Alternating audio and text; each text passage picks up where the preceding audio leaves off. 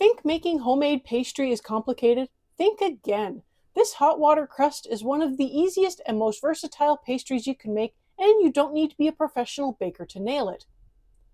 Most people stick to a traditional pie crust and miss out on the magic of a hot water crust.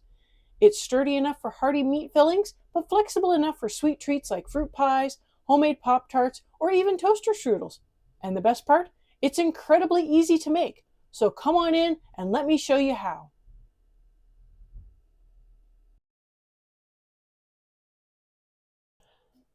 Hi friend, today I'm showing you how to master this simple pastry, and trust me, you'll never look at pie crust the same way again. To get started, I am using 2 cups of lard and 2 cups of boiling water. The trick here is to cut the lard into smaller pieces, so it melts quickly in the hot water. A little background on this type of crust. Now, while this crust is traditionally used for savory pies like meat and vegetable hand pies, it's an incredibly versatile dough that is sturdy enough to hold up on its own, unlike a short crust pastry. You can fill it with fruit to make rustic tarts, or even go wild and make your own Pop-Tarts or toaster strudels at home, and they will hold up really nicely without falling apart. If you can imagine a flaky golden pastry with gooey fruit filling or a sweet glaze, it's all possible with this crust.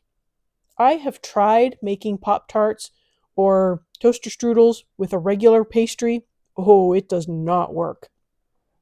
I found it was very crumbly, it didn't hold up very well, and it mostly fell apart as I was trying to crimp the edges together. That doesn't happen with this one. Once it's melted, I'll add about 5.5 to 6 cups of flour. Don't worry about exact measurements just yet. This dough is very forgiving. This dough comes together into a soft, pliable texture. It's actually a bit like the tortilla dough. I don't know if you've seen that video, I'll link it above, but the tortilla dough is a very soft, easy to work with dough, and this is very similar to it. This dough probably took a little bit more than 6.5 cups of flour for me, and it is a very soft dough. It's important to not add too much flour. It should be soft and pliable, but not sticky. I do want to make sure there are no dry spots of flour on the bottom. I want to make sure I have the flour completely incorporated. I am going to get this covered and in the fridge. I hope I have room in there. Does anyone else go through booms and busts with their fridge?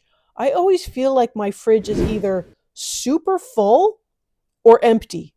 And I feel like it happens almost overnight, where we go from, like on grocery day, the fridge is packed so you can't get anything in. And then it feels like a couple days later, it's almost empty and you could put whatever you want in there.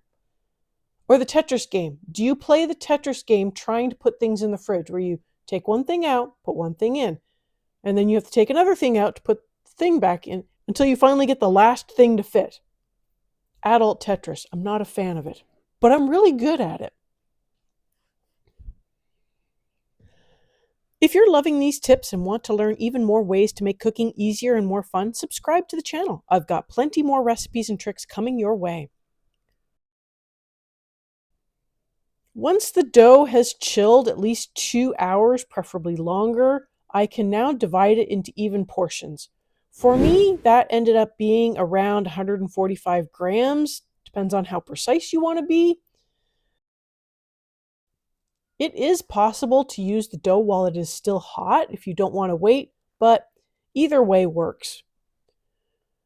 I am going to keep the rest of the dough balls covered and roll each piece out separately into a circle so I can fill it with my choice of filling, which in this case is a meat and vegetable filling. Then I am going to crimp the edges to seal.